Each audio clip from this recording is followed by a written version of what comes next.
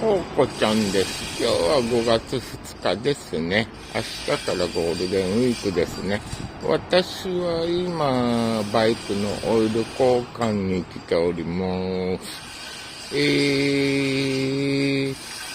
これからね、オイル交換が終わったら、買い物して帰ります。